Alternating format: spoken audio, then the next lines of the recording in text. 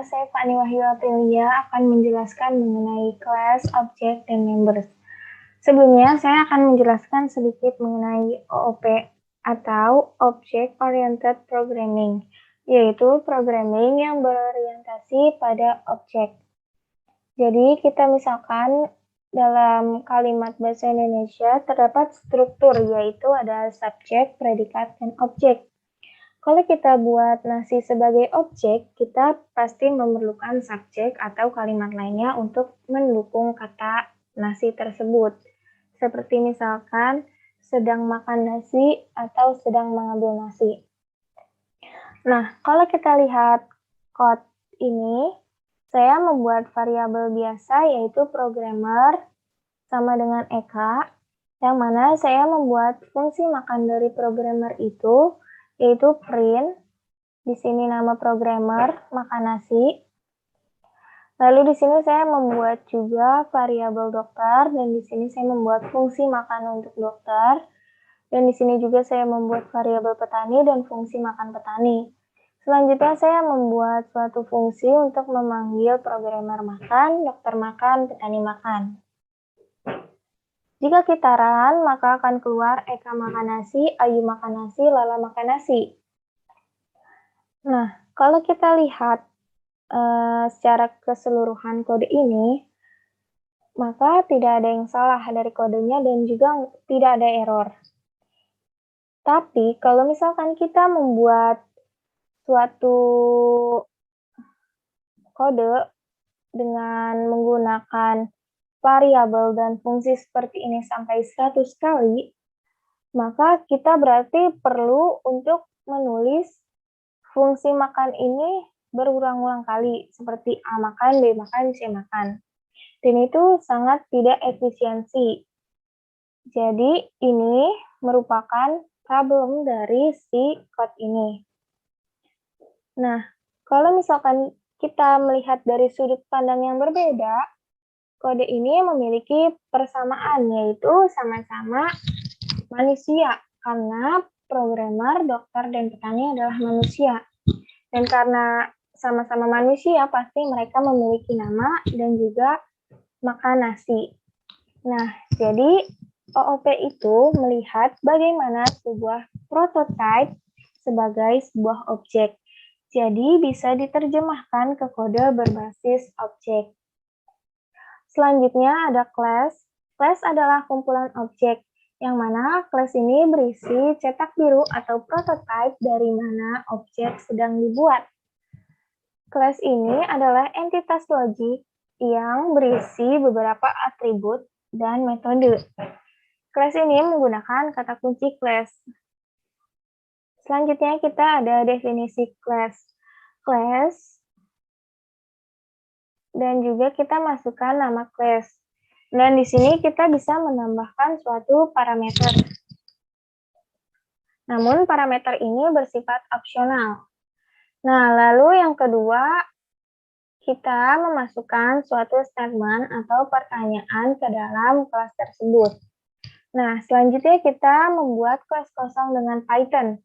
Nah, caranya yaitu masukkan kata kunci yaitu kelas dan juga nama kelasnya adalah matematik dan kita menggunakan fungsi pass agar kelas tersebut kosong. Nah, selanjutnya adalah objek. Objek adalah entitas yang memiliki status dan perilaku yang terkait dengannya. Objek terbagi menjadi 3. Yang pertama ada state, yang diwakilkan oleh atribut atau variabel dari suatu objek. Yang kedua ada behavior yang diwakilkan oleh metode atau fungsi suatu objek. Yang ketiga ada identitas yang memberi nama unik untuk suatu objek dan memungkinkan satu objek untuk berinteraksi dengan objek lain. Identitas dapat dianggap sebagai nama tanaman.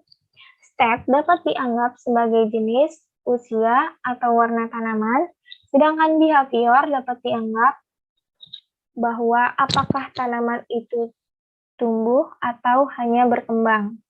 Nah, dalam kelas dan objek ini terdapat fungsi konstruktor, yang mana fungsi konstruktor ini dibagi menjadi 2. Yang pertama ada self. Self ini menggunakan kata kunci self dan berguna untuk mengakses atribut atau variabel dan metode atau fungsi kelas pada Python. Yang kedua, the init method. The init method berguna untuk melakukan inisialisasi apapun yang kita inginkan dengan objek. Jadi secara nggak langsung, the init method itu adalah penamaan suatu objek. Nah, contoh yang pertama, kalau kita melihat pada contoh OOP tadi, yaitu memiliki kesamaan manusia. Jadi manusia ini kita jadikan sebagai objek, yang mana kita masukkan ke kelas sebagai nama, yaitu kelasnya adalah kelas manusia. Nah, manusia ini pasti memiliki nama, jadi kita membuat variabel dengan nama, yaitu non, karena kita belum tahu nama apa aja yang bakal kita masukin. Nah, setiap manusia juga pasti makan, jadi kita membuat fungsi makan. Fungsi makan di sini kita menggunakan self karena kita akan mengakses nama yang ada pada variabel kelas tersebut. Nah, selanjutnya kita membuat objek pada manusia tersebut. A sama dengan manusia. Nah, karena kita membuat objek, maka kita selanjutnya membuat fungsi makan. Nah, setelah kita run, maka menghasilkan non makan nasi. Non di sini karena saya belum membuat nama atau belum memasukkan nama pada fungsi tersebut. Nah, selanjutnya kita membuat kelas dengan nama manusia dan juga variabel nama seperti tadi. Dan di sini saya menambahkan fungsi konstruktor dev init. Yang mana dev init ini berguna untuk inisialisasi objek, yang mana saya ingin menambahkan nama pada objek nama sama dengan non. Nah, self nama di sini berguna untuk merepresentasikan ke variabel yang ada di atasnya. Sedangkan nama yang ada di sini untuk merepresentasikan nama yang ada pada parameter. Nah, selanjutnya saya membuat dev atau fungsi makan, sama seperti yang tadi. Jadi di sini self nama, yaitu saya ingin merepresentasikan ke variabel nama yang ada pada ini. Nah, selanjutnya saya membuat suatu objek, yaitu programmer sama dengan manusia, dan namanya itu adalah Fanny. Nah, karena kita sudah membuat objek, maka kita tinggal membuat fungsi makannya aja, jadi programmer.makan. Nah, selain ini saya juga membuat suatu objek, yaitu dokter sama dengan manusia, yang kita beri nama sama dengan Nur. Dan kita membuat suatu fungsi makan dari si dokter ini. Nah, setelah di-run, maka menghasilkan Fanny makan nasi dan Nur makan nasi. Dan di sini sudah tertera namanya karena kita sudah memasukkan inisialisasi objek atau penamaan pada objek. Oke, selanjutnya kita membuat suatu kelas dengan nama mahasiswa. Dan di sini saya membuat suatu variabel kelas, yaitu prodi sama dengan matematika, dengan menggunakan metode init untuk penamaan self nama.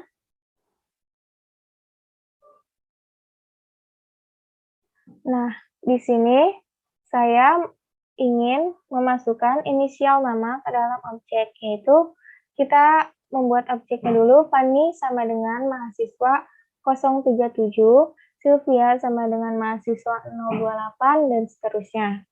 Selanjutnya, saya ingin mengakses variabel kelas. Yang pertama, saya ingin mengeprint Fanny adalah mahasiswa jurusan Di sini saya ingin memasukkan funny.class.prodi. Nah, ini berguna untuk memanggil variabel yang ada pada kelas.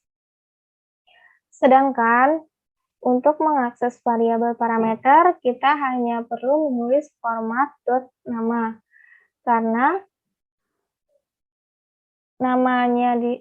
kita ingin memanggil nama yang ada pada parameter. Nah, jika kita print, maka akan keluar Fani adalah mahasiswa jurusan matematik. Matematik sama dengan yang ada di prodi. Lalu nomor NIM Fani 037 yang sama seperti yang ada pada parameter.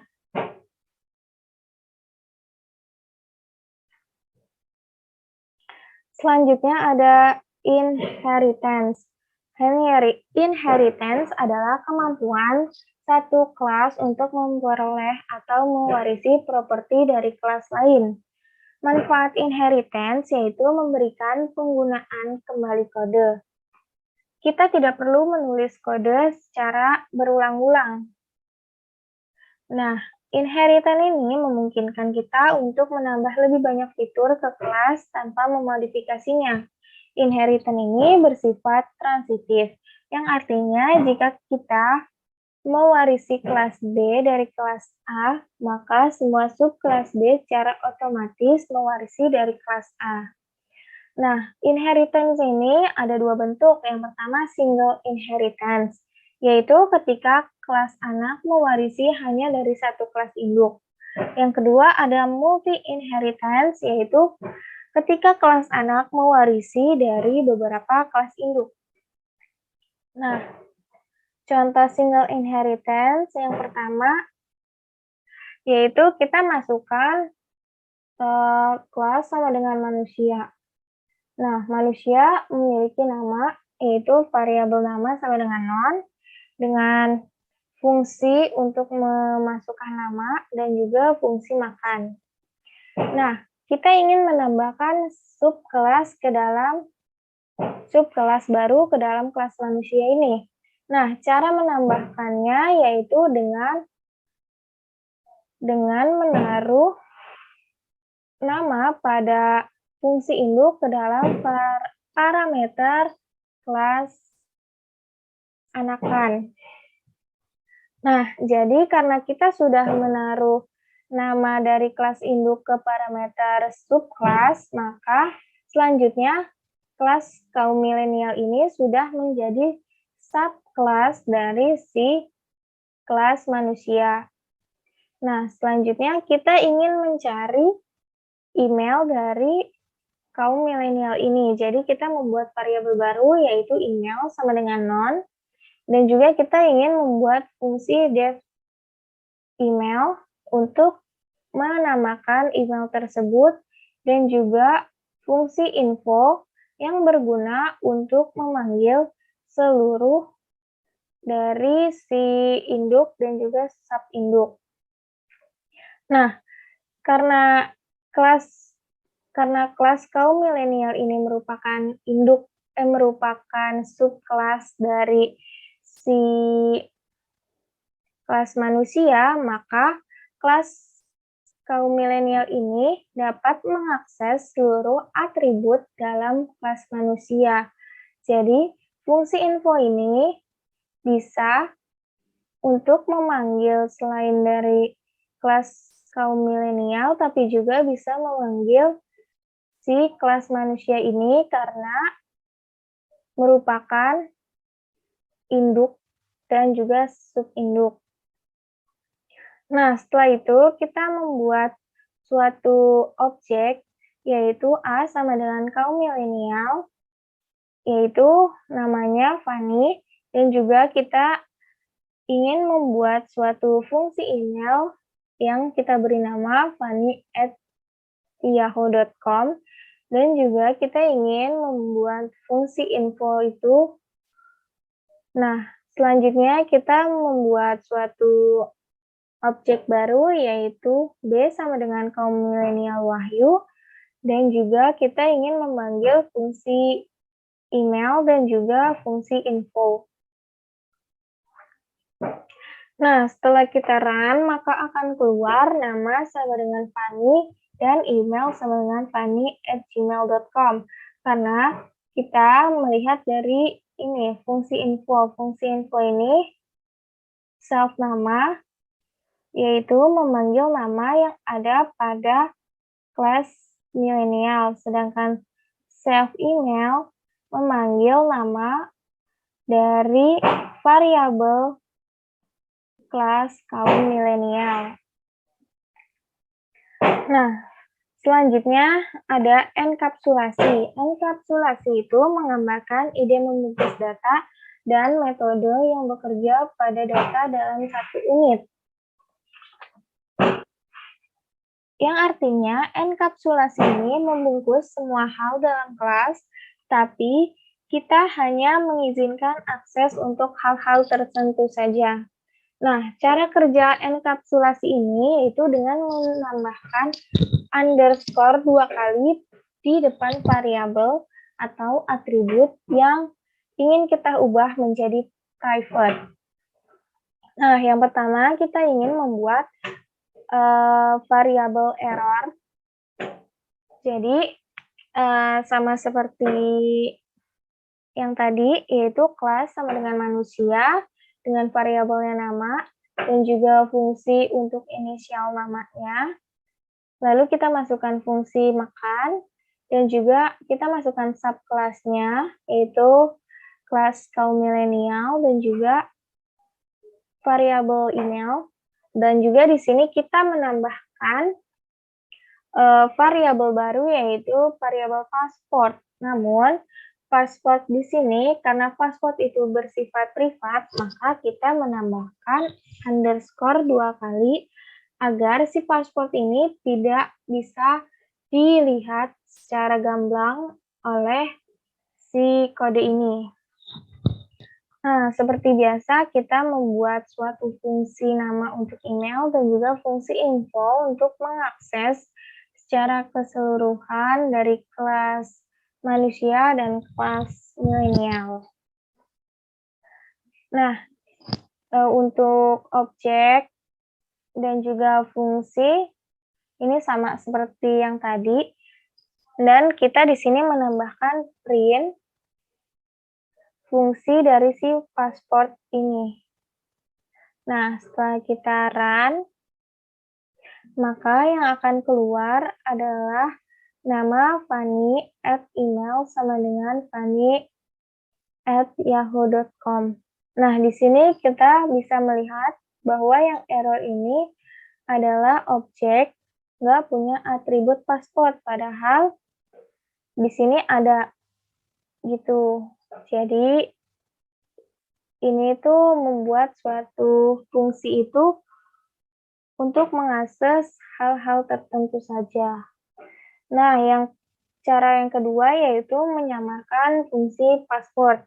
Sama seperti yang tadi, kita memasukkan password dengan memprivate-nya dengan menambahkan underscore sebanyak 2 kali. Dan juga di sini saya menambahkan fungsi untuk si password tersebut. Fungsinya ini berfungsi untuk menamakan si password itu.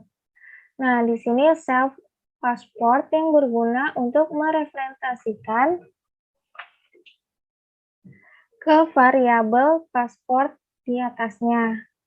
Nah, selanjutnya saya menambahkan fungsi samarkan password, yang mana fungsi ini berguna untuk mengganti setiap huruf A menjadi huruf bintang. Nah, selanjutnya saya memasukkan password ini ke dalam fungsi info, karena password hanya bisa diakses dengan menggunakan fungsi info saja. Kita memasukkan yaitu self nama untuk memanggil variabel nama yang ada pada kelas manusia, dan juga self email untuk memanggil email yang ada pada manusia milenial, dan juga kita memanggil self underscore samarkan underscore pasport untuk memanggil fungsi yang berguna untuk menyamarkan si paspor tersebut. Nah, selanjutnya kita menulis objek yaitu programmer sama dengan manusia milenial yang bernama Fanny dengan membuat suatu fungsi email bernama fanny@yahoo.com dan juga fungsi pasport yang bernama rahasia. Dan juga kita memanggil sebuah fungsi info. Nah, lalu kita run, maka akan keluar nama sama dengan Fanny, email sama dengan fanny@yahoo.com, dan juga pasport yang telah disamarkan. Seperti itu. Nah, selanjutnya ada polimorfisme, yaitu sebuah kelas yang bisa banyak bentuk, atau sama dengan kelas induk yang sama, tetapi subkelasnya banyak bentuk, atau subkelas ini mengubah karakteristik dari si kelas induk tersebut. Nah, contohnya yaitu kelas milenial, maksudnya itu kelas dengan namanya itu manusia, dengan menggunakan variabel nama sama dengan non, dengan fungsi untuk inisial nama dan juga fungsi untuk makan, dan juga kita menambahkan kelas kaum milenial seperti yang tadi. Nah, pada polimorfisme ini kita menambahkan subkelas baru dari induk kelas kaum manusia milenial. Nah, jadi kelas memasak ini termasuk subkelas dari kelas kaum milenial karena kaum milenial yang dimasukkan ke dalam parameter si kelas memasak ini. Nah, selanjutnya kita membuat suatu fungsi info ke dalam si kelas ini. Nah, kita di sini kan mau membuat polimorfin. Polimorfin itu kan untuk mengubah karakteristik dari si induk. Jadi yang di sini kita mau menggunakan si fungsi info ini. Fungsi info ini yang akan kita ubah karakteristiknya ke dalam kelas memasak dan juga ke dalam kelas menggambar. Nah, jadi fungsi info di dalam kelas memasak ini saya akan membuat perbedaan, yaitu perbedaannya terdapat di sini. Kita bisa menambahkan misalkan pagar-pagar di dalam sini. Cukup menambahkan dengan ini saja kita sudah mengubah karakteristik karena sudah pasti tidak sama. Dan juga saya akan menambahkan di sini agar berbeda dari yang ada pada kelas kaum milenial. Nah, pada info ini saya tidak memasukkan self samarkan pasport karena pasport ini bersifat private, yang mana hanya bisa diakses pada kelas itu sendiri. Jadi, si pasport ini hanya bisa diakses pada kelas kaum milenial saja, sedangkan kelas memasak itu bukan bagian dari kaum milenial. Jadi, kelas memasak itu tidak bisa memasukkan si pasport, karena walaupun kelas memasak ini adalah subkelasnya, namun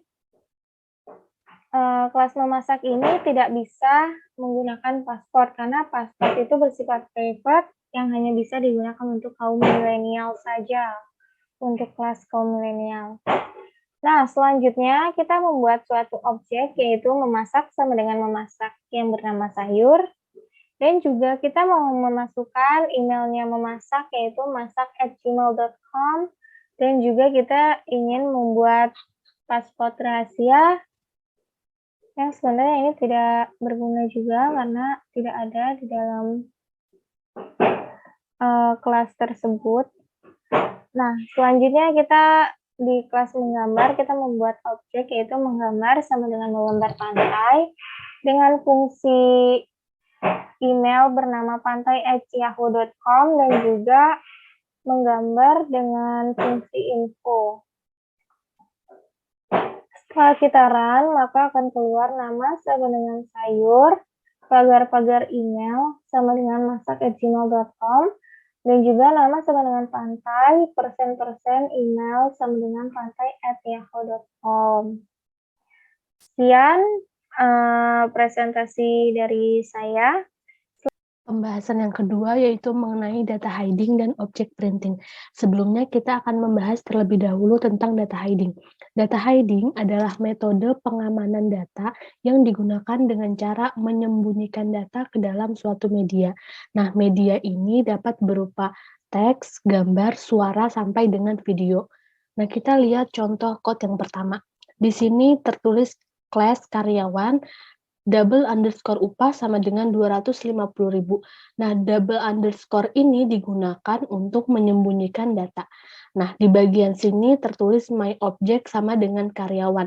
My object kita definisikan untuk menggambarkan si karyawan ini. My object.add 20.000 dan my object.add 50.000. Nah, printnya itu berupa my object dot double underscore upah. Nah, di code pertama ini kita ingin mengeluarkan atau memberikan output berupa 250.000 ini, yang berupa si data hiding ini. Nah, ketika kita run, nah dia terjadi error. Nah, errornya ini di bagian print my object dot double underscore upah. Di bagian sini tertulis 270.000 dan 320.000, di mana 270.000 ini didapat dari si upah ini 250.000 ditambah 20.000. Nah, 320.000 ini didapat dari 250.000 ditambah 20.000 dan 50.000. Jadi output yang kita inginkan ini gagal. Nah, dalam program ini kita ingin mengeluarkan si output variabel tersembunyi di dalam si kelas ini menggunakan objek.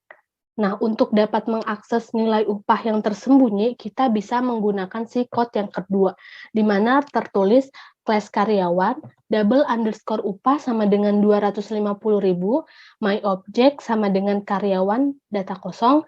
Nah, printnya ini berupa my object dot underscore karyawan, double underscore si upah. Nah, perbedaannya ini di printnya. Kalau di code pertama, dia cuma tertulis my object dan si upahnya aja. Tapi kalau di code kedua, dia tertulis si karyawannya juga. Ketika kita run, nah dia yang keluar ini si 250.000-nya ini, atau yang output keluarannya ini berupa data hiding. Jadi untuk membuktikan atau untuk menjalankan data hiding, kita menggunakan code yang kedua. Selanjutnya ada object printing. Object printing adalah objek yang memberikan informasi tentang objek yang sedang kita kerjakan. Nah, di Python ini dapat dicapai menggunakan metode REPR atau STR. Kita lihat contoh yang pertama. Tertulis class, test, def, double underscore init, double underscore self, x, y.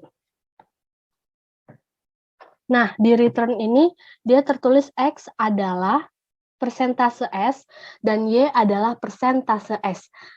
Persen self.x, self.y. T ini menggambarkan si tes dengan X-nya itu 10 dan Y-nya itu 20. Ketika kita print T, dia mengeluarkan output berupa X adalah 10 dan Y adalah 20, di mana kita di sini minta si T-nya itu tes 10,20. Nah, kita lihat code yang kedua. Ini return-nya tetap sama 10,20. Oh ya, di bagian code yang pertama ini output-nya kan berupa X adalah 10 dan Y adalah 20. Output ini dihasilkan karena kita menggunakan metode REPR dan metode si STR. Nah, kalau si code yang kedua ini kita hanya menggunakan code REPR dengan perintah T-nya itu sama 10,20. Ketika kita run, dia hanya keluar X 10, Y 20. Nah, di code yang ketiga, ini kita tidak menggunakan REPR ataupun STR.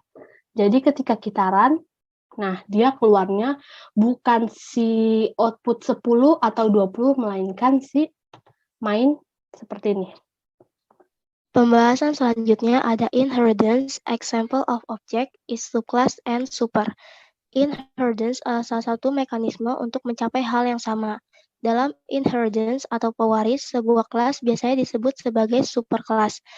Nah, superkelas ini akan diwariskan ke kelas lain yang disebut sebagai subkelas.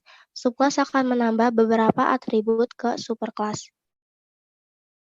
Nah, di sini ada contoh code-nya. Di sini ada kelas 1. Kelas 1 ini disebut sebagai superkelas. Jadi person ini adalah superkelasnya. Di sini ada konstruktornya yaitu def __ init __ self, name, (2) self.name sama dengan name. Nah, di sini ada def get name self return self.name. Nah, di sini ada def is employee self return false. Nah, jadi maksudnya ini adalah untuk mengecek apakah si person ini adalah employee. Nah, seterusnya ada kelas 2. Kelas 2 itu adalah subkelasnya. Jadi employee ini adalah subkelas atau employee ini adalah pewaris dari person. Nah, di sini ada def is employee self return true. Jadi kalau misalnya dia adalah employee maka akan bernilai true. Nah, di sini ada dua objek x1 person Budi. Jadi Budi itu adalah name dari person. Nah, terus print x get name x is employee. X sama dengan employee Andi. Jadi Andi itu adalah name dari employee. Nah, di sini ada print x get name x is employee. Nah, nanti yang keluar akan Budi false, Andi true. Nah, kenapa Budi false? Nah, Budi itu false karena Budi itu adalah person. Nah, sesuai perintahnya di sini kalau dia person, masuk ke person, kalau ditanya apakah dia is employee, maka akan keluar false. Nah, sedangkan Andi itu employee. Sesuai perintahnya di sini kalau misalnya dia employee, maka akan bernilai true. Nah, selanjutnya di sini ada example of objeknya. Di sini code-nya itu ada kelas hewan. Jadi hewan itu adalah superkelasnya. Nah, di sini ada konstruktornya yaitu def __ init __ self, name. Self.name sama dengan name. Nah, di sini ada dua subkelas yaitu hewan berkaki 2 dan hewan berkaki 4. Nah, hewan berkaki 2 dan hewan berkaki 4 ini dia sama-sama pewaris dari hewan. Nah, di sini ada objek X sama Y. X-nya itu hewan berkaki 2 dengan name-nya itu ayam dan hewan berkaki 4 itu name-nya sapi. Nah, di sini akan print X dan print Y. Nah, kalau misalnya print X itu dia akan menunjukkan atau akan memberitahu kalau hewan berkaki 2 itu adalah objek. Nah, objeknya itu name ayam. Nah, kalau di print Y itu akan memberitahu kalau hewan berkaki 4 itu adalah objek. Nah, ini add-nya itu terletaknya di mana. Nah, objeknya itu name sapi. Nah, selanjutnya, bagaimana cara memeriksa apakah suatu kelas adalah subkelas dari yang lain? Nah, Python akan menyediakan fungsi isSubclass yang secara langsung memberitahu kita jika suatu kelas adalah subkelas dari kelas lain. Nah, di sini ada contoh code-nya itu. Nah, di sini ada kelas 1 itu kendaraan. Kendaraan itu adalah superkelasnya. Nah, di sini ada kelas mobil. Mobil itu adalah subkelas dari kendaraan, pewaris dari kendaraan. Nah, di sini ada print is subkelas mobil, kendaraan. Nah, jadi maksudnya itu apakah mobil adalah subkelas dari kendaraan? Terus di sini ada print is subkelas kendaraan, mobil. Jadi maksudnya itu apakah kendaraan itu adalah subkelas dari mobil? Nah, di sini pernyataan D mobil, B kendaraan. Nah, jadi B itu bukan turunan dari mobil. Nah, di sini kalau D itu turunan dari kendaraan. Jadi B itu kendaraan itu bukan turunan dari mobil dan D itu mobil adalah turunan dari kendaraan, benar.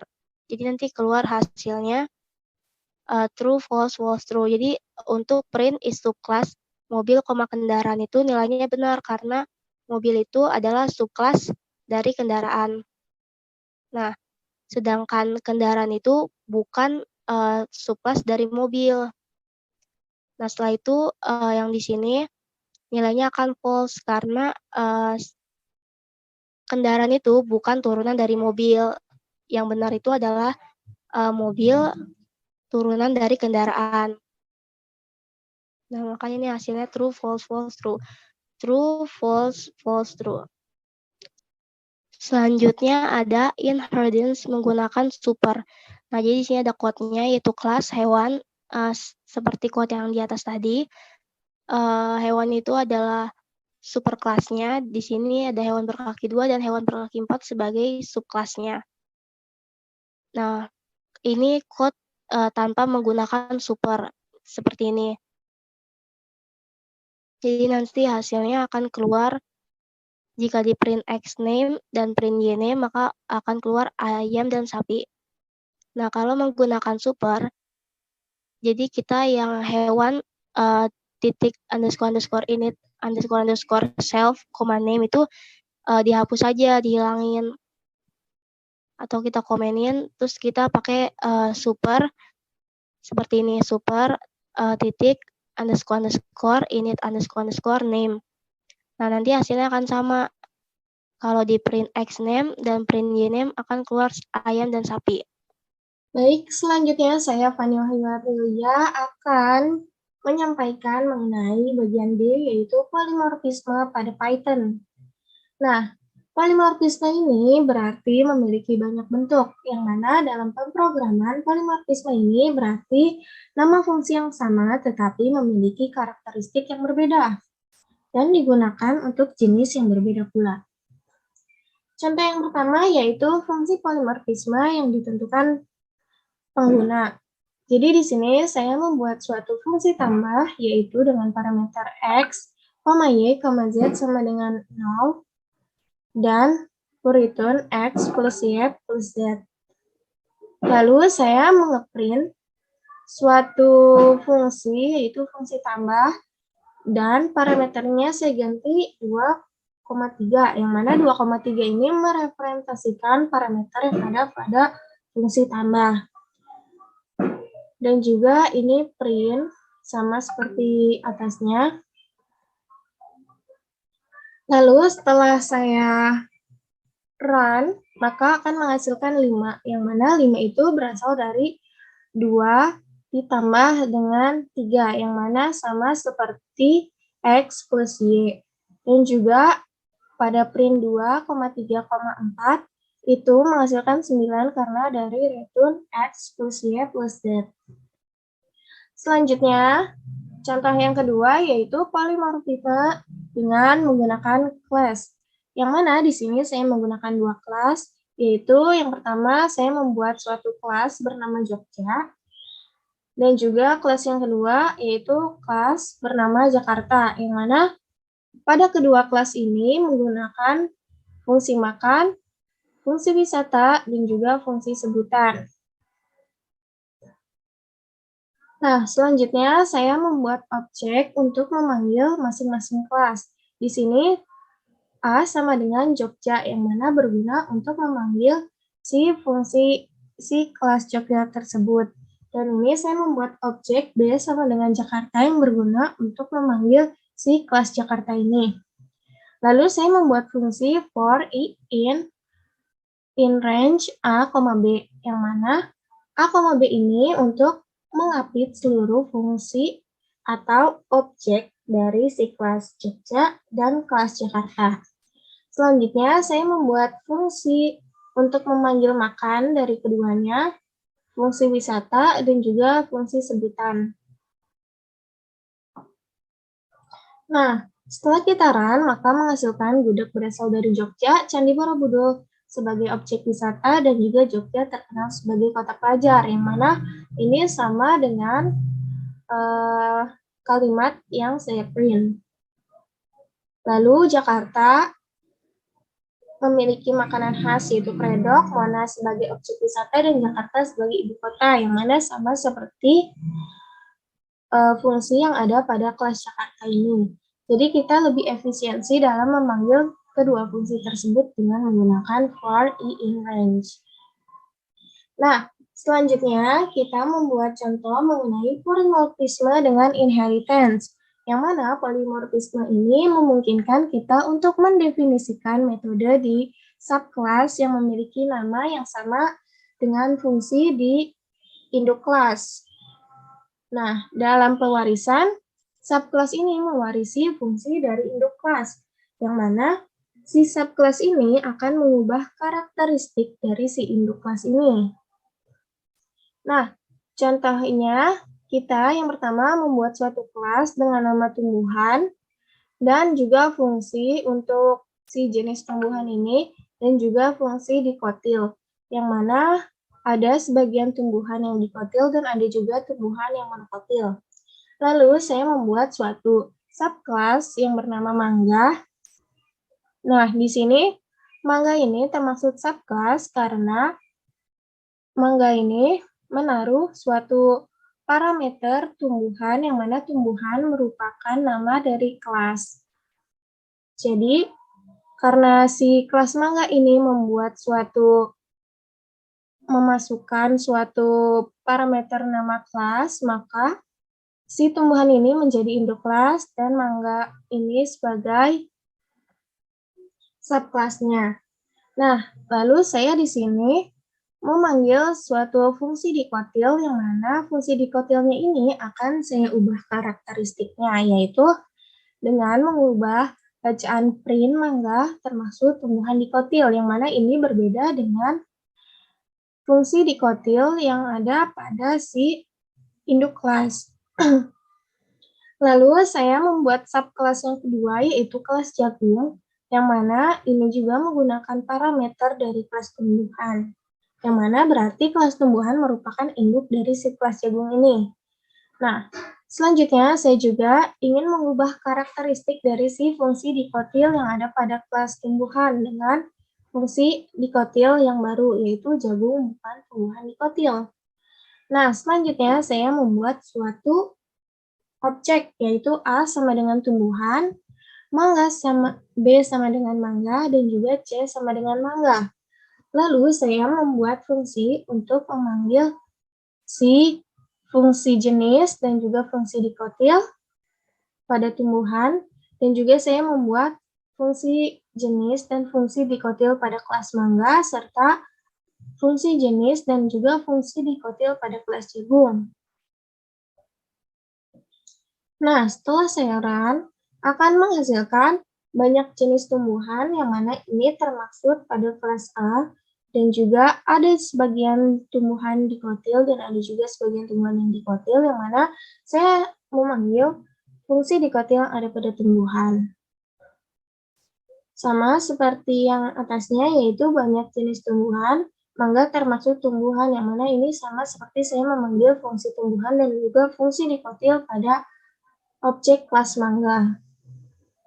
Selanjutnya, saya ingin membuat polimorfisme dengan menggunakan fungsi dan objek, yang mana berguna untuk membuat fungsi yang dapat mengambil objek apapun, yang memungkinkan polimorfisme.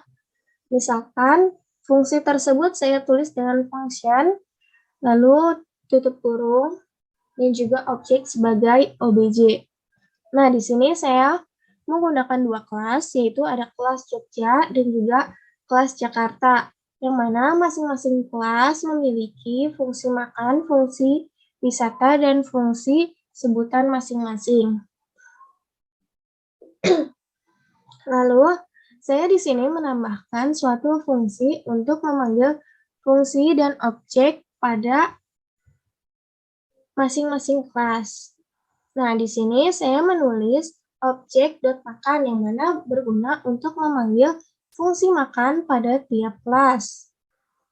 Dan juga di sini objek wisata, yang mana berguna untuk memanggil fungsi wisata pada tiap kelas, dan juga objek.sebutan yang berguna untuk memanggil fungsi sebutan pada tiap kelas. Lalu saya di sini membuat suatu objek yaitu A sama dengan Jogja dan B sama dengan Jogja untuk memanggil kelas masing-masing. Lalu saya di sini menulis function A dan function B yang mana berguna untuk memanggil si fungsi A dan fungsi B masing-masing yang akan direpresentasikan untuk memprint masing-masing dari tiap fungsi ini. Nah, setelah di-run, maka akan menghasilkan gudeg berasal dari Jogja, Candi Borobudur sebagai objek wisata, Jogja dikenal sebagai kota terpelajar. Nah, dengan menggunakan fungsi dan objek ini, kita menjadi lebih efisiensi dalam menggunakan code. Tidak seperti yang pada code sebelumnya, yaitu kita harus menjelaskan satu-satu si objeknya dan juga fungsi dari objek tersebut. Oke, sekian dari penjelasan saya mengenai polimorfisme pada Python. Selanjutnya bagian E akan dijelaskan oleh Sylvia. Kepada Sylvia Zahro, saya persilahkan. Pembahasan selanjutnya yaitu ada class and static variable in Python. Class and static variable digunakan bersama oleh semua objek. Meskipun begitu, ternyata class and static variable cukup berbeda dan tidak bertentangan dengan variabel anggota lain dengan nama yang sama. Variabel statik bisa disebut dengan variabel class yang merupakan semua variabel yang diberi nilai di dalam deklarasi kelas. Sedangkan variabel instan atau variabel non-statik merupakan variabel yang diberi nilai di dalam metode, dan di bawah ini ada beberapa contoh penggunaan class static variable. Seperti yang kita ketahui, penggunaan class ada di bagian paling atas. Class, buah, or object.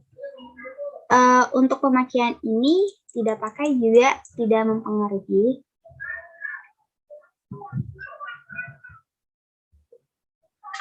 Ya, seperti itu. Lalu di bawahnya kita akan membuat variabel class yang dibuatnya tidak di dalam fungsi seperti ini. Kalau misalkan kita membuat suatu variabel di dalam metode atau sebuah fungsi, ini dinamakan variabel instan, sedangkan di luar itu dinamakan variabel class. Nah, di sini variabel kelasnya jumlah sama dengan 0. Dan di sini ada variabel instan. Self.nama sama dengan nama. Self.jumlah sama dengan jumlah. Nah, di sini memakai fungsi init. Yang berarti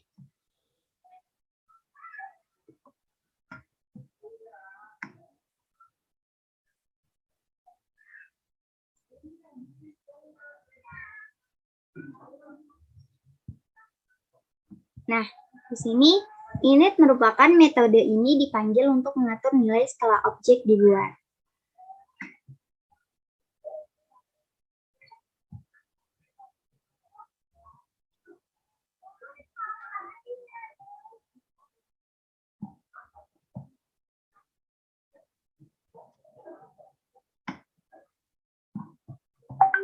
Nah, di sini nama ada self, nama, dan jumlah.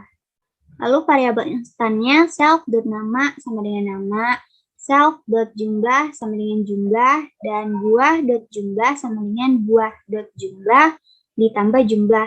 Jadi buah.jumlah hasilnya akan sama dengan jumlah, yaitu 0.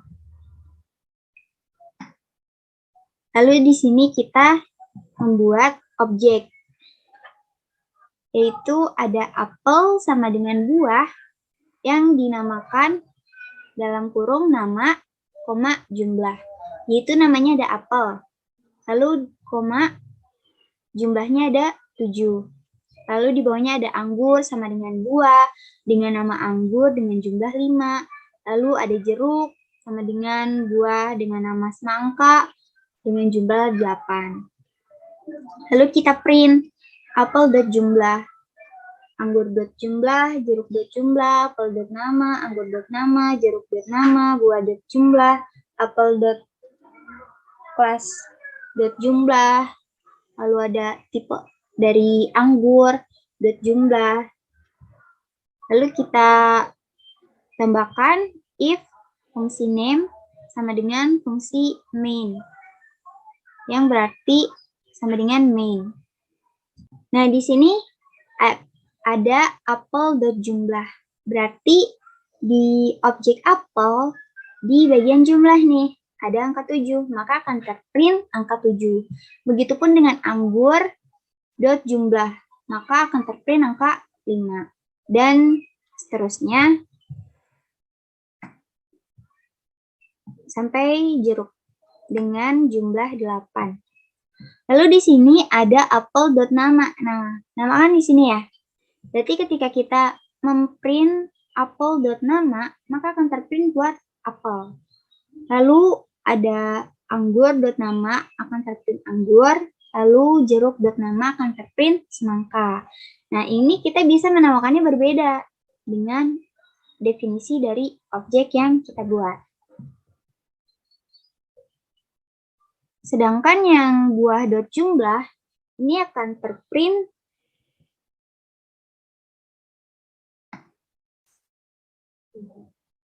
(20). Kenapa 20?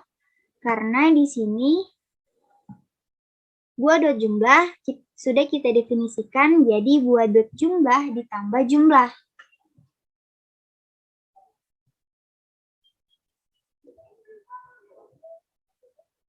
Pertama kan buah dot jumlah akan sama dengan buah dot jumlah tambah jumlah sama dengan 0. Diawali dengan 0. Lalu akan dilanjutkan dengan 0 sama dengan 0 ditambah 7. Nah, ketika sudah 7, buat dot jumlah menjadi 7, akan menjadi 7 sama dengan 7 ditambah 5 dengan angka setelahnya, angka 5. Lalu begitu terusnya sampai ditambah dengan angka 8 menjadi 20. 7 tambah 5 tambah 8 sama dengan 20. Nah, untuk print apel dot fungsi kelas dot jumlah akan menghasilkan 20 juga, karena di sini kelas ini fungsi kelas menunjukkan buah.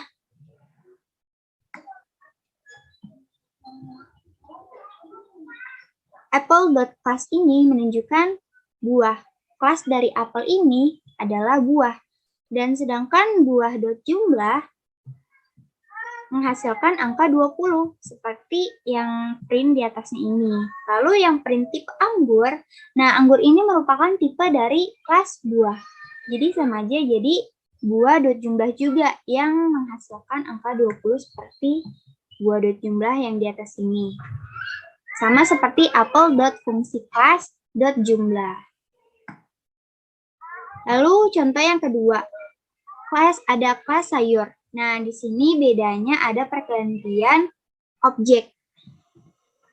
Yang pertama, sama seperti yang di atas, kita akan membuat variabel kelas.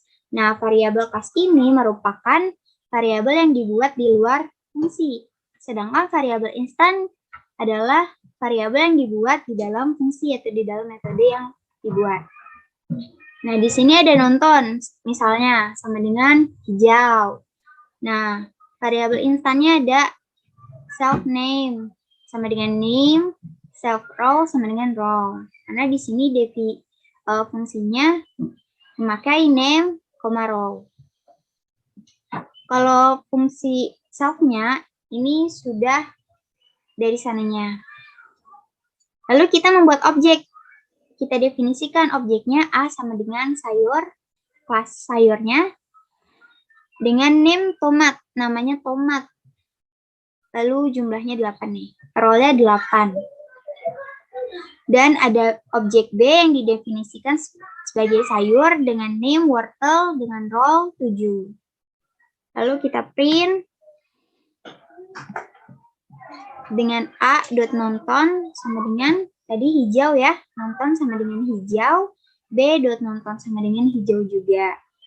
A dot name sama dengan tomat, B dot name wortel ya, terprint di sini di outputnya.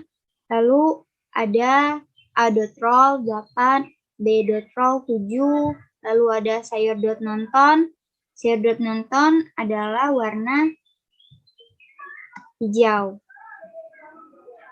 Karena di atasnya ini hijau ya, dan di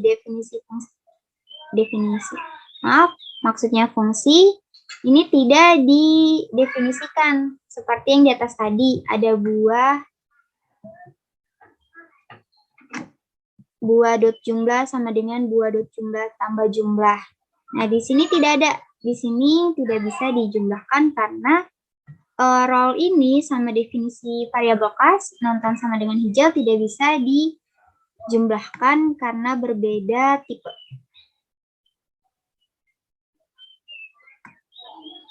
Hijau string ya, sedangkan roll ini integer.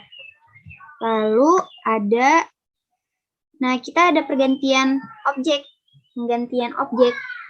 Yang tadinya a.nonton sama dengan hijau, kita ganti menjadi merah. Tetapi b.nonton tetap warna hijau, belum ada pergantiannya.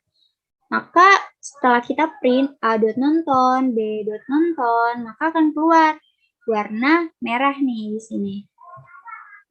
Dan b.nontonnya tetap warna hijau, karena b.nontonnya belum diganti objeknya. Lalu ada pergantian objeknya yang sayur.nonton menjadi kuning. Nah, sayur.nonton ini kan warna hijau ya, sama dengan b.nonton. Dan b ini juga kelasnya sama sayur. Jadi b.nonton sama aja sama sayur.nonton.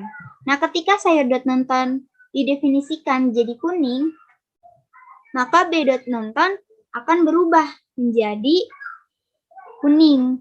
Maka akan teroutput merah dan kuning karena a.nonton sudah digantikan dengan merah, lalu b.nonton sudah digantikan dengan warna kuning. Lalu ada contoh yang ketiga. Yang ketiga juga sama, ada pergantian objek. Ini hanya contoh lain yang sama saja. Ada kelas dengan kelasnya murid, misalkan. Lalu kita buat variabel kelas, yaitu kelas sama dengan 1A. Lalu kita buat variabel instannya di dalam fungsi. Seperti yang di atas tadi, ada nama, koma samaran. Lalu ada objek, kita buat objeknya, yaitu misalkan X. Kita definisikan X sama dengan murid, dengan nama Heni, samarannya 17. Ini samarannya bisa kita ganti dengan misal saya. Lalu 15-nya kita ganti dengan hidung, misal. Jadi nanti ketika X, kita print X.class 1A, Y.class 1A, X samarannya akan keluar saya. Lalu Y samarannya akan keluar hidung. Saya jalankan ya.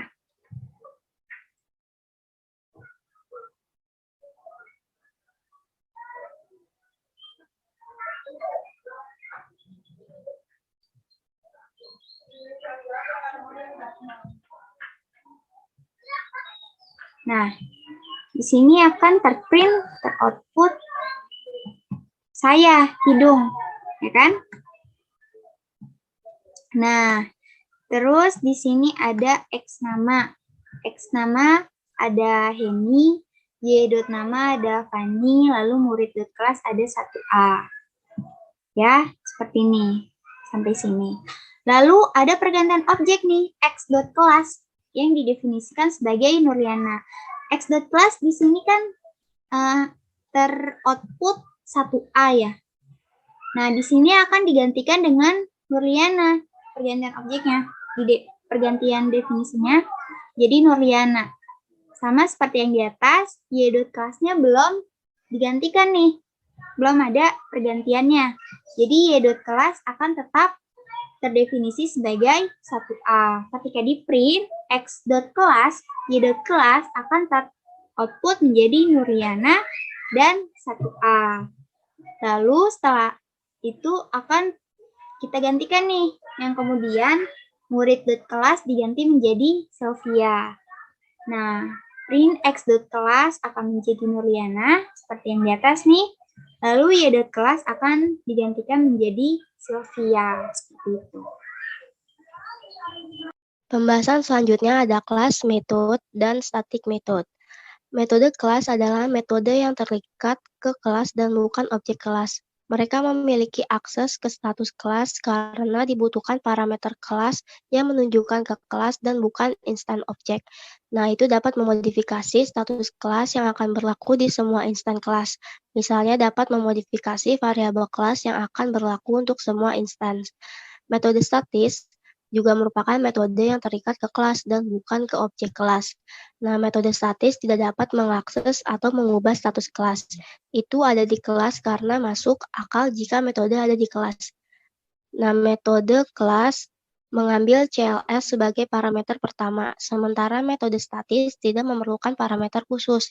Nah, metode kelas dapat mengakses atau memodifikasi status kelas, sementara metode statis tidak dapat mengakses atau memodifikasinya. Secara umum, metode statis tidak tahu apa-apa tentang status kelas. Nah, mereka adalah metode tipe utilitas yang mengambil beberapa parameter dan bekerja pada parameter tersebut. Di sisi lain, metode kelas harus memiliki kelas sebagai parameter.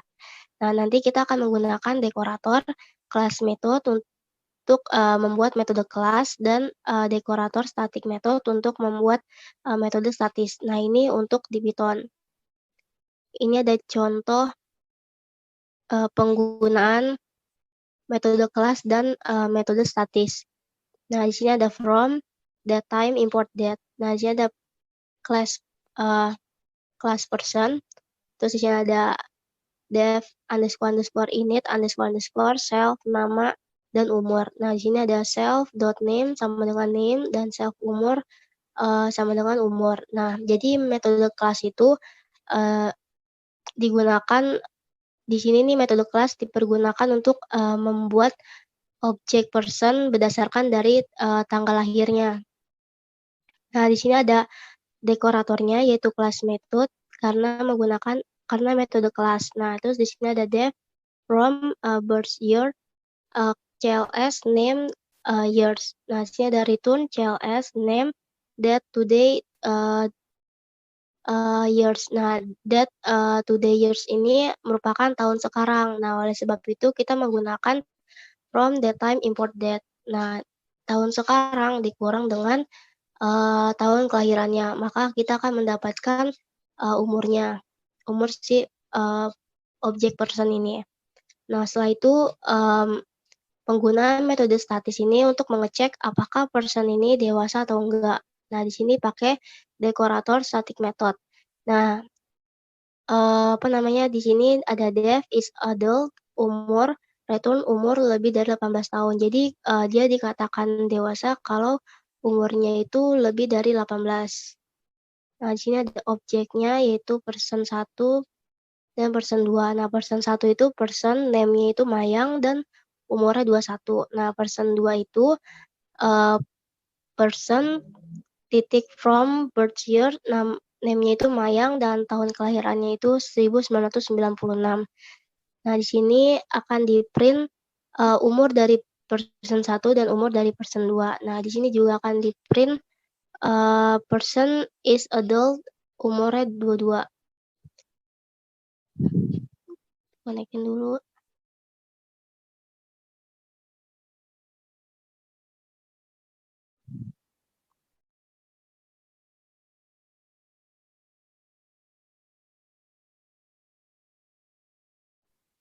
Nah, nanti hasilnya itu 21, 26, dan true. Nah, jadi untuk person 1 itu akan masuk ke sini, ke person, sesuai perintahnya. Jadi, kalau misalnya dikasih tahu umurnya 21, berarti nanti pas di print person 1 umur akan keluar 21. Nah, untuk person 2-nya itu akan masuk ke sini yang def from birth year. Nah, nanti tahun sekarang itu 2022 kan dikurang dengan 1996, maka umurnya itu adalah 26 tahun. Nah, nanti untuk yang print person is adult, 22, apakah dia kalau umur 22 itu dewasa atau enggak? Nah, jawabannya itu true. Karena memenuhi, karena 22 itu kan lebih dari 18. Saya Fani Wahyu Aprilia akan menjelaskan mengenai changing class member. Pada Python tidak memiliki kata kunci yang statik, sehingga semua variabel yang diberi nilai dalam deklarasi kelas adalah variabel kelas. Sehingga kita harus berhati-hati saat mengubah nilai variabel kelas. Jika kita mencoba mengubah variabel kelas menggunakan objek, maka variabel instan yang baru untuk menentukan objek tertentu akan dibuat, dan variabel ini membayangi variabel kelas. Langsung saja ke contoh, di sini saya membuat suatu kelas dengan nama MTK dengan menggunakan variabel baru yaitu kode sama dengan ABC dan juga sebuah fungsi untuk menamai objek. Nah, selanjutnya saya membuat suatu objek baru, objek pada kelas yaitu MTK Fani, yang mana MTK ini berfungsi untuk memanggil kelas matematika dan juga Fani yang berguna untuk inisialisasi nama pada si objek. Bagian B juga sama, B sama dengan MTK Heni, yang mana Heni itu merupakan nama dari si fungsi inisialisasi objek ini. Nah, selanjutnya saya membuat print awal, yang mana print awal ini digunakan untuk memudahkan kita dalam melihat hasil run-nya nanti. Nah, selanjutnya saya memprint A code dan juga B.code, yang mana A.code ini berguna untuk memanggil objek pada A dan juga kode pada variabel kelas. Nah, pada print A.code dan B.code ini variabelnya itu tidak berubah. Sehingga kita membuat suatu variabel instan untuk objek. Jadi kita membuat suatu A.code sama dengan XYZ, yang mana A.code ini berguna untuk memanggil si objek A dan juga kode pada kelas matematika.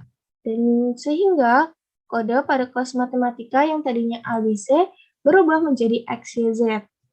Lalu saya print setelah berubah akod agar lebih mempermudah kita.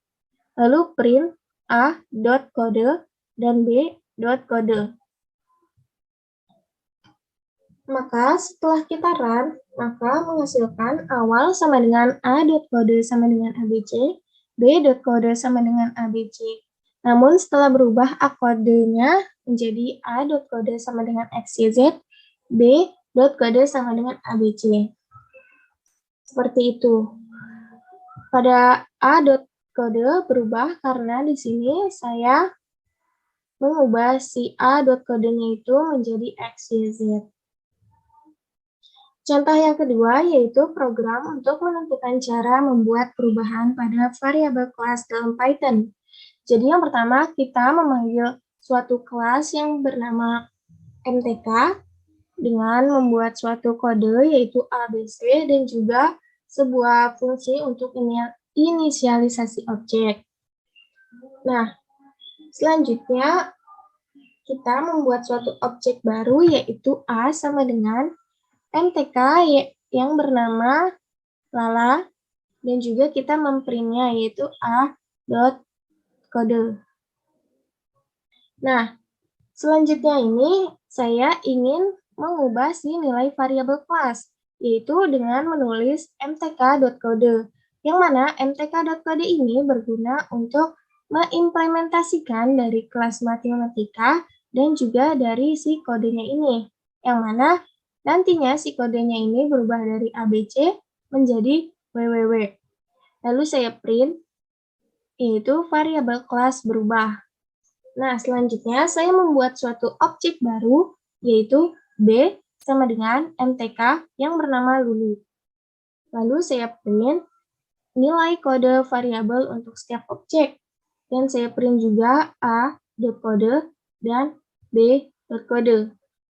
Yang mana a.kode ini berguna untuk mengimplementasikan objek A dan juga kode, yang mana kode tersebut menggunakan mtk.kode sama dengan www karena kode tersebut sudah diganti. Dan juga sama seperti b.kode yang mana berguna untuk memanggil si objek dan juga kode pada si mtk.kode ini, karena mtk.kode ini sudah mengganti si kode pada kelas matematika.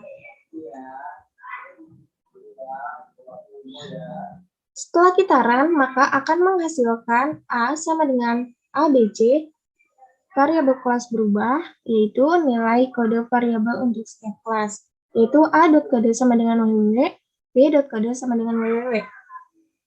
Nah, A.kode ini kenapa hanya tertulis di sini, sedangkan B.kode itu tidak tertulis? Karena pada bagian ini, bagian yang atas, sebelum kodenya berubah, saya tidak menulis si objek B, sedangkan saya menulis objek B setelah si kode berubah, sehingga kode B hanya akan tampil pada saat kode sudah berubah saja, yaitu B kode sama dengan www. Sekian penjelasan dari saya, selanjutnya akan dijelaskan oleh Sylvia Zahro. Kepada Sylvia Zahro, saya persilahkan. Penjelasan selanjutnya yaitu ada konstruktor dan destruktor. Nah, konstruktor ini berfungsi untuk membangun nilai anggota data suatu kelas atau membuat nilai baru.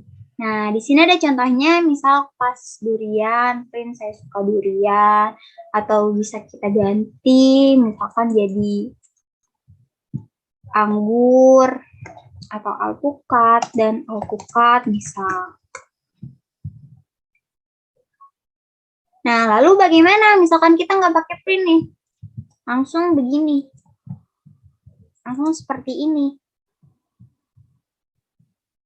Maka tidak akan mengeluarkan output apa-apa. Sedangkan misalkan kita tidak pakai tanda ini. Maka akan terjadi error. Terlihat dari garis merah. Nah, di sini kita akan memakai print.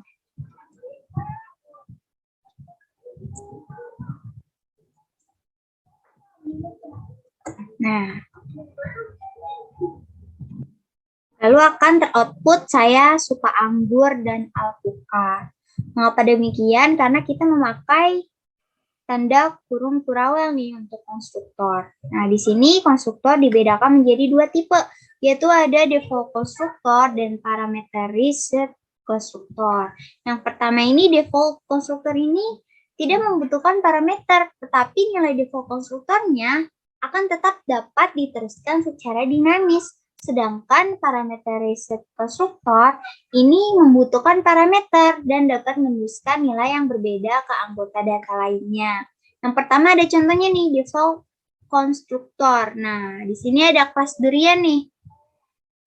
Nah, di sini kita akan membuat default konstruktornya nih, yaitu fungsi init yang sebelumnya sudah dijelaskan, yaitu adalah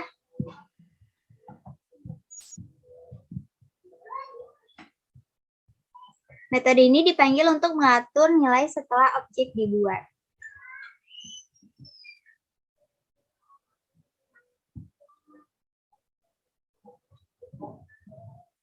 Nah, seperti itu. Lalu kita misal self.duri sama dengan durian, kita definisikan seperti itu. Misal, lalu ada fungsi print underscore duri self, yaitu print self.duri. Maka akan menghasilkan durian juga kan. Nah, di sini membuat objek kelas nih, misalkan obj dengan definisinya durian, kelas durian ya. Lalu di sini obj.print underscore duri. Lalu kita jalankan, kita putar, akan teroutput durian. Mengapa? Karena di sini di self.durinya ini sudah terdefinisi sebagai durian. Dan sedangkan di .print_duri ini akan memprint subduri yang terdefinisinya durian. Lalu di sini ada obj sama dengan kelas durian. Nah, kelas durian ini dengan fungsi init, self, dan juga print_duri yang sama-sama terprint durian, maka akan menghasilkan durian juga. Lalu obj. Nah, kelas durian .print_duri. Nah, print_duri tetap durian, jadi teroutputnya akan tetap durian seperti itu. Lalu ada parameterized konstruktor. Nah, di sini ada misal kelas anggur. Lalu kita definisikan nih, misalkan 1 sama dengan 0, 2 sama dengan 0, jawaban sama dengan 0 ya. Lalu kita buat parameter konstruktornya nih. Fungsi dari init ada self, s, d gitu kan. Lalu kita definisikan nih self.1 sama dengan s misal. Lalu ada self.2 sama dengan d misalkan ya gitu. Lalu ada fungsi display nih. Fungsi display dalam kurung self kita print sebagai misal angka 1 sama dengan ditambah string self.1. Begitupun dengan print angka 2 ditambah string self.2, lalu ada print anggur dari 2 angka sama dengan ditambah string self.jawaban. Lalu ada fungsi calculate nih, self. Nah, self.jawaban sama dengan self.1 ditambah self.2. Lalu setelah itu kita membuat objek nih di dalam kelas, yaitu misal obj kita definisikan sebagai anggur. Dalam kurung ada 1000, 2000. Nah, 1000, 2000-nya ini adalah self.1, self.2 nih, s, d. Di mana s ini self.1 dengan d self.2 nih. Ini s, ini d. Lalu kita buat ini obj.calculate nih penjumlahannya. Nah, di sini obj misalkan anggur. Nah, .calculate nih, calculate-nya kan ditambah ya. Nah, lalu ada hasil display-nya nih, obj.display. Nah, display ini apa? Display ini adalah angka 1 ditambah string self.1, angka 2 sama dengan ditambah string self.2, lalu ada anggur dari 2 angka sama dengan ditambah string self.jawaban. Nah, di sini akan teroutput nih. Teroutput angka 1 sama dengan 1000 ya. Angka 1 sama dengan 1000, angka 2 sama dengan 2000, lalu anggur dari 2 angka sama dengan 3000 karena di sini kalkulatornya adalah penjumlahan dari self.1 ditambah self.2 di mana self.1-nya ini merupakan definisi dari S nih, S, D. Menjadi S ditambah D sama dengan self.jawaban. Self.1 ditambah self.2 yaitu 1000 ditambah 2000 sama dengan 3000. Seperti itu. Nah, sedangkan destruktor berfungsi untuk menghancurkan objek-objek data yang telah dibuat oleh konstruktor di dalam program. Ia merupakan kebalikan dari konstruktor. Nah, fungsi destruktor dipanggil secara otomatis ketika objek keluar dari ruang lingkup. Nah, yang pertama tuh ada fungsi berakhir, ketika program berakhir, ketika blok yang berisi variabel lokal berakhir, dan ketika operator hapus disebut. Nah, contoh satunya dengan menggunakan kata kunci del. Nah, del ini adalah delete ya. Kami menghapus semua referensi objek atau disingkat obj. Oleh karena itu, destruktor dipanggil secara otomatis. Nah, di sini kita ilustrasikan destruktor, misal kelasnya memasak. Nah, di sini kita pakai fungsi juga nih, fungsi init. Sama seperti yang di atas tadi, dengan print misal memasak nasi goreng. Dan delete-nya ini, fungsi delete ini terprint destruktor dipanggil memasak dihapus. Lalu kita definisikan nih obj-nya sama dengan memasak, kelas memasak, lalu kita del obj. Lalu akan teroutput nih, memasak nasi goreng dan destruktor dipanggil, memasak dihapus. Seperti itu. Pembahasan yang selanjutnya mengenai first class function. Python mendukung konsep first class functions. Bahasa pemrograman ini dikatakan mendukung first class functions jika memperlakukan fungsi ini sebagai first class atau sebagai kelas utama. Kita lihat code yang pertama. Code yang pertama ini adalah fungsi sebagai objek. Def, sapa, text, return text.upper. Nah, di bagian ini adalah fungsi yang diaplikasikan menjadi objek. Ketika kita run, dia akan mengeluarkan output, "Hai, saya Henny Nur Afifah, salam kenal." Nah, di code yang pertama ini menggambarkan fungsi adalah objek atau functions are object. Dalam hal ini, fungsi Python adalah first class atau kelas utama. Nah, di dalam code ini diterapkan fungsi menjadi variabel. Code yang kedua yaitu menggambarkan fungsi diteruskan sebagai argumen ke fungsi lain. Nah, di bagian ini nih, di bagian "Hai, saya seorang mahasiswi UIN Jakarta", itu merupakan fungsi yang diterapkan atau diteruskan menjadi sebuah argumen, di mana ketika kita run, dia akan mengeluarkan output, "Hai, saya seorang mahasiswi UIN Jakarta".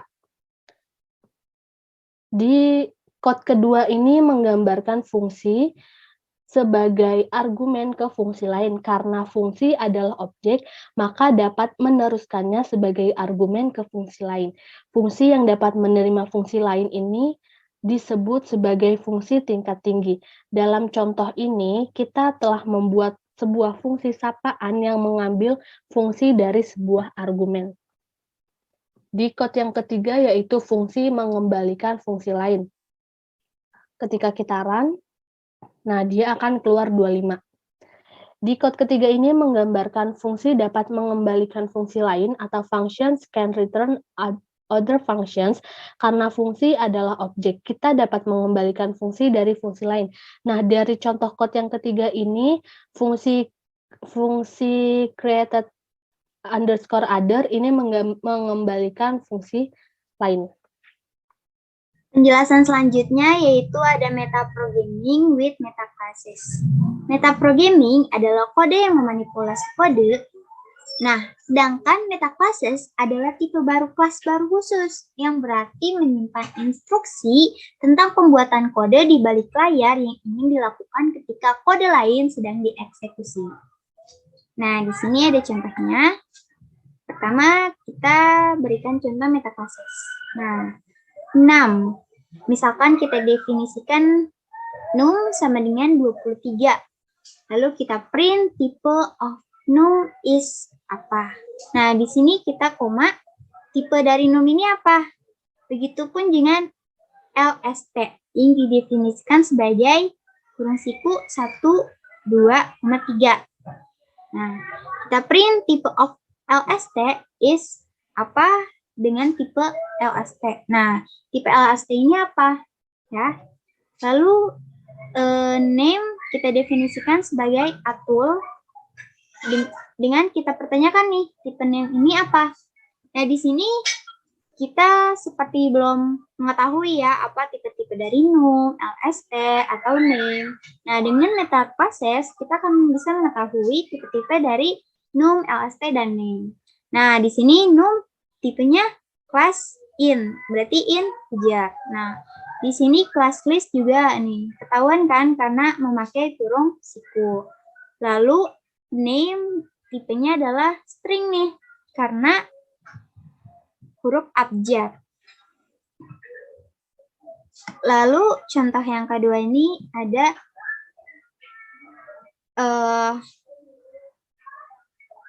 mencari tahu tipe objek nih, dari objek dari mahasiswa. Nah, kita buat kelas, misalkan kelasnya mahasiswa nih. Adalah pas. Nah, di sini nanti ada penjelasan pasnya. Objek sama dengan mahasiswa, misal. Lalu kita print nih. Print tipe dari objek mahasiswa di kelas ini adalah tipe dari objek. Nah, kita belum tahu nih tipe dari objek ini itu apa. Karena kita kan hanya mendefinisikan objek ini adalah mahasiswa. Lalu kita putar. Akan teroutput tipe dari objek mahasiswa di kelas ini adalah kelas fungsi main dot mahasiswa. Ini nih tipenya. Lalu ada contoh selanjutnya. Sama seperti tadi, hanya saja di sini contoh yang ini tidak memakai definisi dari objek. Seperti definisi dari objek. Misal atau definisi dari dasar-dasar pemrograman, dan lain sebagainya. Nah, kita tidak memakai definisi. Kita hanya langsung saja, lalu kita ingin mencari tahu nih tipe dari mahasiswa. Tipe dari kelas mahasiswa ini itu apa? Dan ternyata di sini tipe mahasiswa di kelas ini adalah ini kelas tipe. Nah, mahasiswa ini merupakan tipe dari kelas ini. Mahasiswa tipenya adalah kelas. Sedangkan kalau misalkan objek di sini adalah tipenya adalah mahasiswa. Karena mahasiswa mendefinisikan objek sama dengan mahasiswa. Gitu. Sama seperti yang di kelas static variable, di sana dijelaskan seperti apel.nama.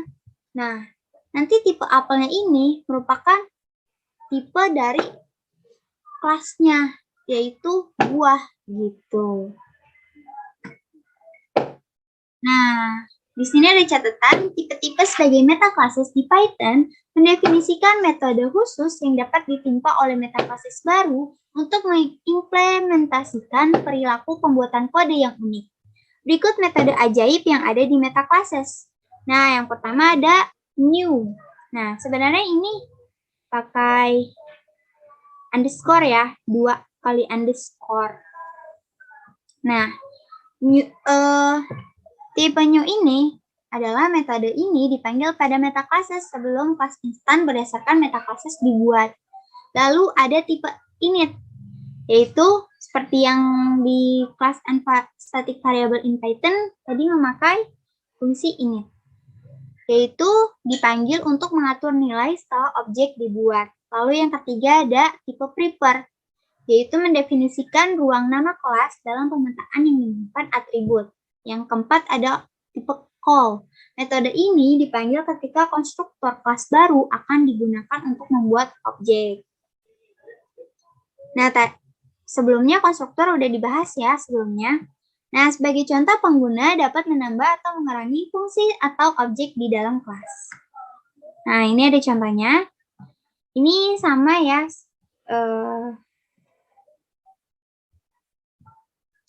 Kelas ulangan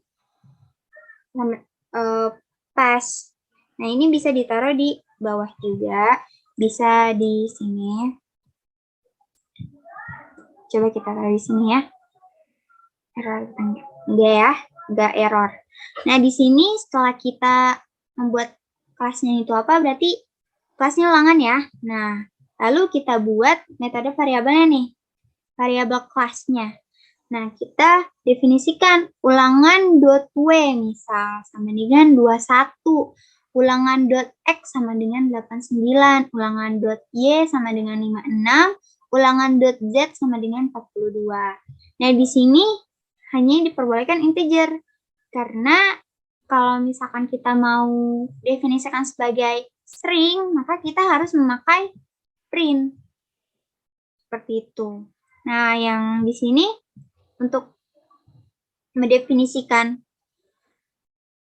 string, misal ulangan.foo sama dengan lambda self print Guten Morgen. Lalu ada ulangan.ww sama dengan lambda self print konnichiwa.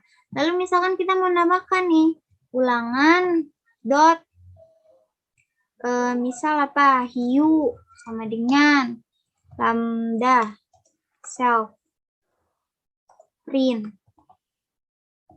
Lalu printnya apa nih? Misal Ohio.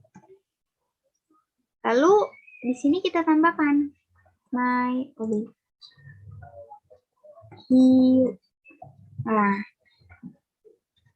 Nah, my MYOBJ ini kita definisikan nih sebagai ulangan.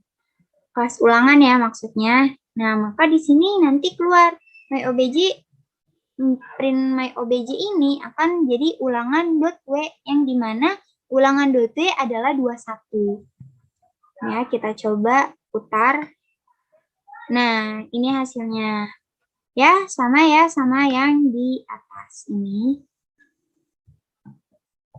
Ulangan.w21, ulangan.x89, ulangan.y56, ulangan.z42, lalu ada yang myObj punya Guten Morgen, Konnichiwa, Ohayo.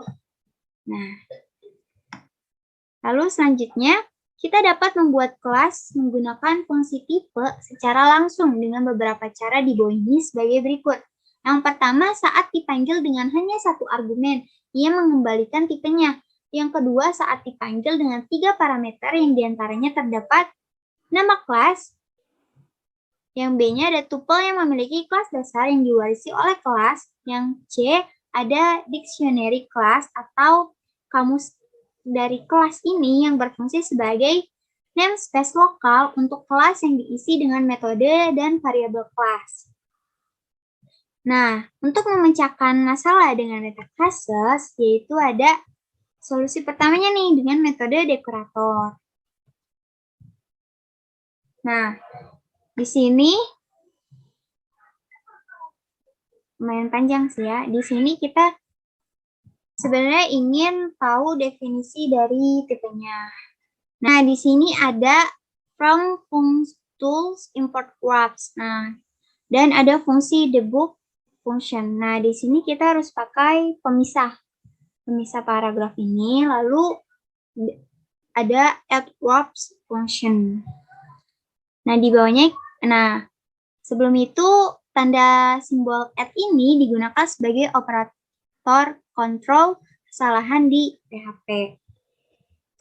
Lalu kita tambahkan fungsi wrapper dalam kurung tanda bintang X. Nah, tanda bintang ini didefinisikan biasanya di Python itu sebagai perkalian. Sedangkan kalau tanda bintangnya ada 2, quarks ini disebutnya kuadrat ya, pangkat. Lalu kita print nih, nama lengkap dari metode ini adalah dengan function dot tipe quellName. Nah, quellName ini digunakan untuk mengembalikan jalur ke metode sesuatu di dalam kelas. Lalu kita tambahkan return function dalam kurung tanda bintang X, 2 tanda bintang quarks. Nah, perkalian, pangkat nih. Return wrapper. Lalu ada fungsi debug metode dalam kurung kelas. Nah, untuk kata kunci di value, ini value ya, di variabel, enggak variabel maksudnya metode ini fungsi parse yang hanya membutuhkan 1 parameter dan itu juga opsional. Mau pakai atau tidak. Nah, dot item. Lalu metode parse ini juga dibutuhkan objek sebagai parameter yang dapat berupa modul, kelas, instan, atau objek apapun yang memiliki atribut seperti dictionary. Lalu ada if callable dalam kurung value. Nah, secara umum callable adalah sesuatu yang bisa dipanggil nih. Metode bawaan dalam Python ini memeriksa dan mengembalikan true jika objek yang diteruskan tampaknya dapat dipanggil, tetapi mungkin tidak jika tidak false. Ya, true berarti. Lalu kita memakai structure. Dalam kurung ada class, key, debug, dalam kurung lagi ada file, value, return class.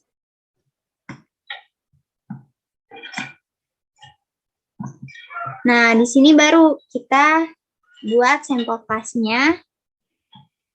Add debug metode kelas kalkulator. Nah, di sini kita tambahkan nih fungsi dari kalkulator tersebut, yaitu fungsinya ada add, misal.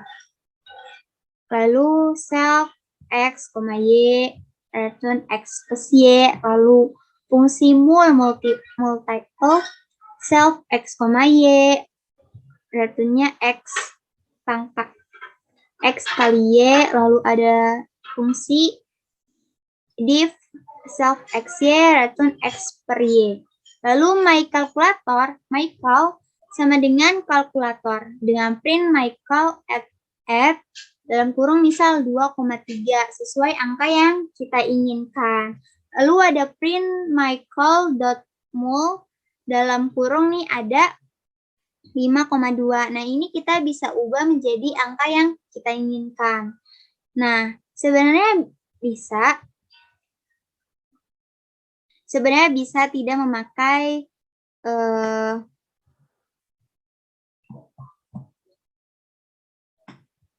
kelas yang di atas ini bisa.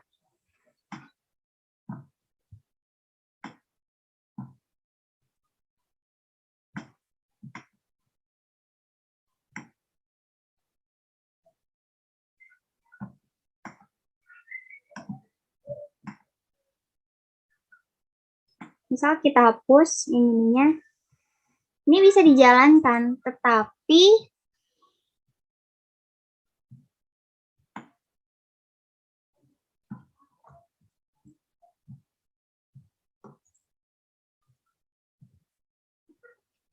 hanya akan menghasilkan output 5 dan 10. Kita tidak tahu nih, 5 dan 10 ini dapat dari mana. Sedangkan kalau kita pakai ini,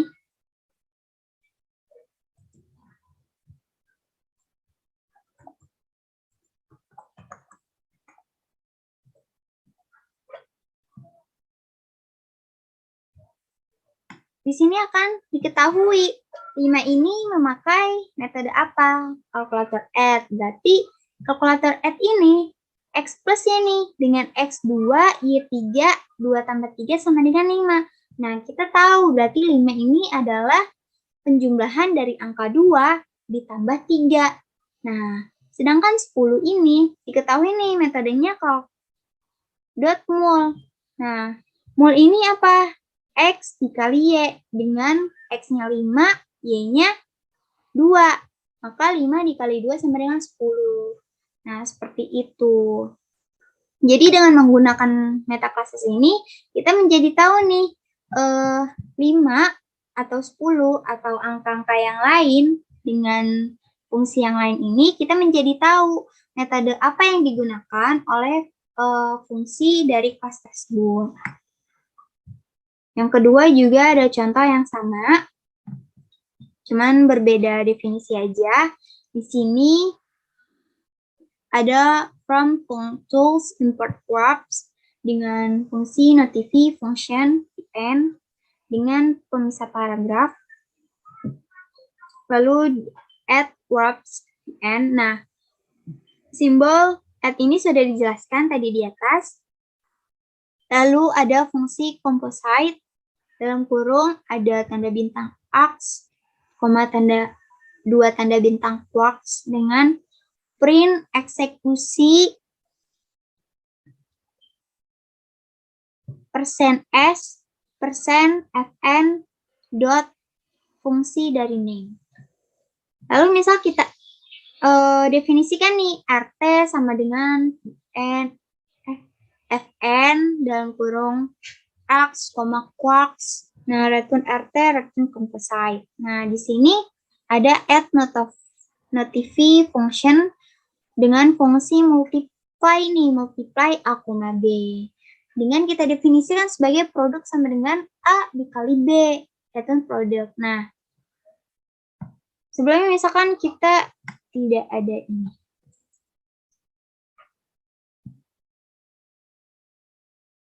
Maka belum ada yang tereksekusi dan kita tidak tahu nih metode apa yang digunakan. Misal kita tulis seperti yang ini fungsinya. Jadi misal 8,9. Nah, di sini akan teroutput angka 72 dengan A 8, B-nya 9, 8 kali 9 sama dengan 72, yaitu dengan tipenya apa? Tipe fungsi yang menghasilkan 72 itu apa? yaitu multiply, yaitu perkalian antara 8 dan 9. Lalu solusi yang kedua itu adalah kelas akan dibuat secara normal dan kemudian segera dibungkus oleh metode dekorator debu. Nah, caranya sama seperti yang tadi di atas sebelumnya, hanya saja kita akan menambahkan kelas debug meta tipe dengan pemisah paragraf. Nah, di sini kita memakai tipe meta classes new.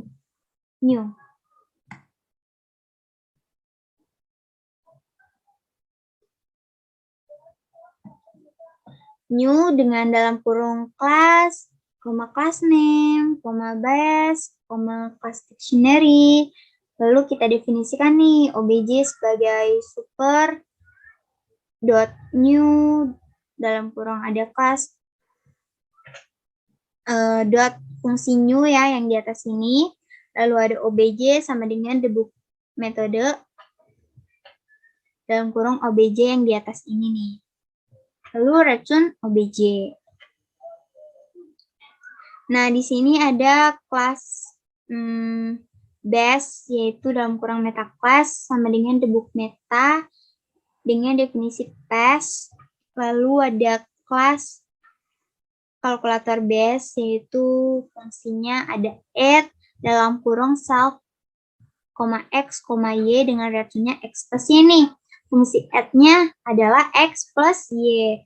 Nah, yang kedua ini ada kelas kalkulator underscore adv dengan fungsinya mul, yaitu x pangkat x dikali y. Maaf, x kali y. Lalu kita definisikan nih, Michael sama dengan kalkulator underscore adv, yaitu dengan print Michael.mul multiply 2,3. Nah, kita coba ya. Assalamualaikum warahmatullahi wabarakatuh. Kita coba nama lengkap dari metode ini adalah kalkulator underscore adv dot multiply, itu 6. Karena di sini kita memakai multiply nih 2,3, yaitu dengan x-nya 2 dikali y-nya 3. Jadi 2 kali 3 sama dengan 6 dengan metode kalkulator dot adv, yaitu x plus y dot mul. Ya, pakai kelas underscore adv nih di sini dengan fungsinya mul. Selanjutnya ada class and instance attribute. Kelas atribut atau atribut kelas. Nah, atribut kelas milik kelas itu sendiri. Mereka akan dibagi oleh semua instance. Atribut kelas didefinisikan di bagian tubuh kelas, biasanya di atas untuk keterbacaan. Sedangkan instance atribut, dia tidak seperti atribut kelas. Nah, atribut instance ini tidak dibagi oleh objek. Setiap objek memiliki salinan sendiri dari atribut instance. Dalam hal atribut kelas, semua objek merujuk ke salinan tunggal. Untuk membuat daftar atribut dari instance atau objek, kami memiliki 2 fungsi. Nah, ada 2 fungsi nih. Yang fungsi pertama itu fungsi var dan fungsi kedua itu fungsi dir.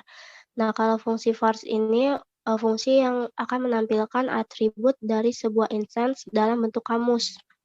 Nah, sedangkan fungsi dir ini adalah fungsi yang menampilkan lebih banyak atribut dari fungsi var karena tidak terbatas pada instance.